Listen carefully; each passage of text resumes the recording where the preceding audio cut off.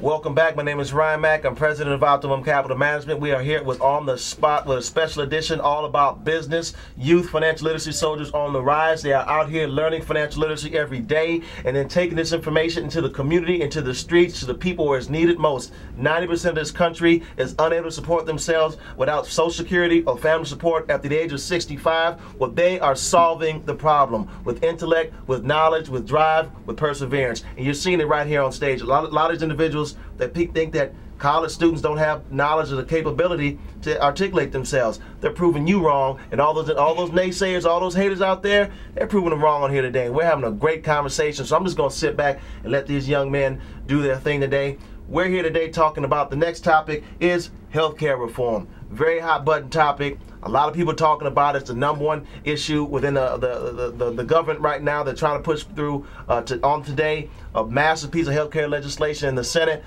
So Manny, talk to us about a little bit about this healthcare bill.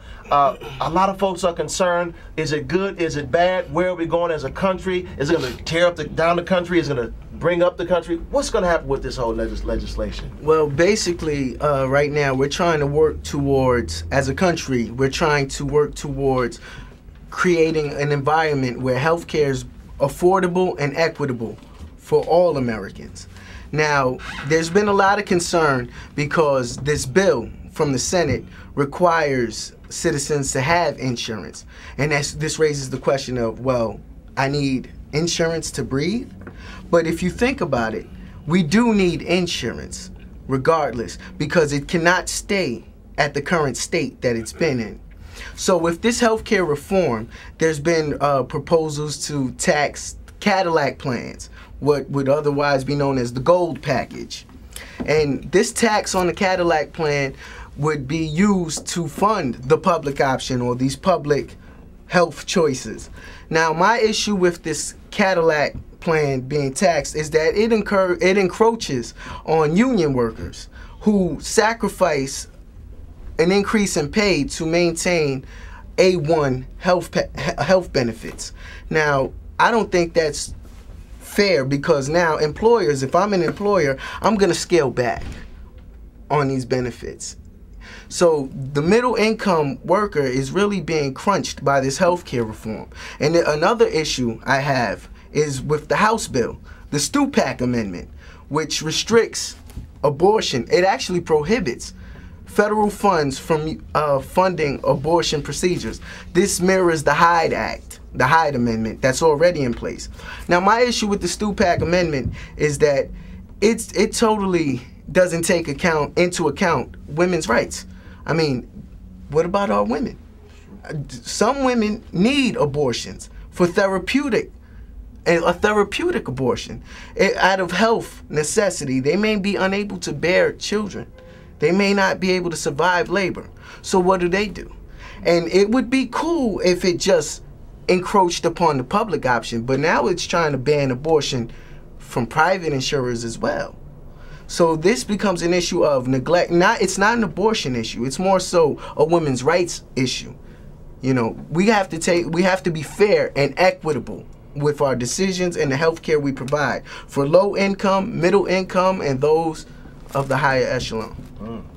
So I mean, he touched on a lot of topics there. He talked about taxing the Cadillac plan. He talked about federal funding for abortions. What are your thoughts on this? I mean, it seems like a lot of hot button issues going on here. Well, in my opinion, I don't know if it's necessarily equitable to have people penalized for having better insurance plans. So I guess you have to make it so that everyone is paying their fair share. And I don't see the outcry in Washington behind the price tag of the landmark legislation, which I think is definitely needed. I think that the last estimate was $900 billion for this plan over 10 years.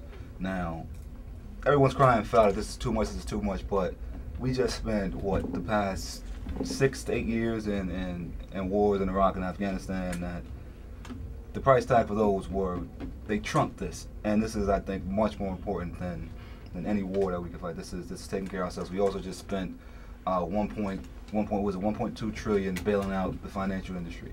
So I think if we can muster up the funds to dedicate to these issues, I think we can do that for this as well. And I agree, because healthcare is vital. Now, the thing with this healthcare reform is, once again, I don't mean to beat a dead horse, but affordable and equitable care of the highest quality. Now, I don't disagree that we should direct our funds, as opposed to a war in Iraq, towards reforming healthcare. But it's the reform that I have an issue with, the actual tactical procedures that they're proposing. Because think about it. Those in the lower tax bracket, they have Medicaid. The upper echelon, they have private insurance. They can afford it. So who's paying for this and who's feeling the squeeze? The middle class. That's not equitable. That's not fair. That's not my idea of quality. So are you saying, though, that with the fact that the middle class is getting squeezed, but also the fact that the wealthy can afford this, they should have to pay for it? Or is that what you're saying? Because I don't think that's fair. It's almost like a punishment for them being wealthy. It's not a punishment. It's more so an issue of, am I my brother's keeper? Now, if you're a well-to-do gentleman and I need a liver transplant, and you don't need a liver transplant and you're well-to-do, you're not going to help me, my brother? You're not going to put that 5.4% gross tax to help me? You're not going to do that.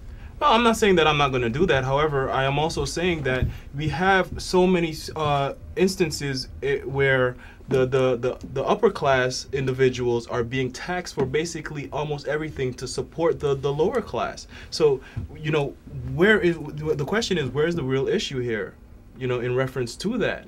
And being taxed on, I believe that the wealthy being taxed on healthcare, 5% can be huge. 5.4%. 5.4% can be huge sometimes. And with the fact that they're the wealthy are being taxed on that, I don't believe it's fair. I think this sort of, sort of balances out, because if you look at like the wealthiest 1% of Americans, they have a whole bunch of loopholes that allow them to get around taxes. They have tax shelters that sort of help these people. So I don't think it's asking for too much to pay an excise tax of, I think, 5.4%, as you mentioned, to fund something that's necessary for this country. So what does the wealthy have that the poor doesn't? They have the money, and one of the main things that they do have is the higher education. Now that brings up the bigger problem of education throughout the community in poorer communities. You know, what's stopping them from becoming higher educated and learning how to, you know, manage their money fiscally? Now that's a bigger issue. I have to jump in. I have to cut you off, my brother, because what's preventing lower income people from achieving social mobility through education? I'll tell you, the schools are unfunded. The teachers, their credentials, I mean, you can be a teacher. No, and I don't mean any disrespect, but I mean the formal training. Where is it? You know, nowadays we've got people who speak broken English teaching our children. So, you know, whereas our well-to-do, high-income earners, they can take their kids and send them to private school, with educators who have received formal education, who went to, let's just say, a private school where everyone had a textbook and everyone had a seat. If we can just sort of step away from the educational component of it, because I don't think there's no amount of education that we offer in this country that sort of would equate to the wealthiest 1% in this country. I mean, it requires a lot more than just education as we know it in this country. That's a separate issue. But if we look back at the Bush administration giving these huge tax breaks to the rich, why can't we just take these tax breaks back and sort of use the money that we gain from them to fund this proposal? Is that not a valid solution?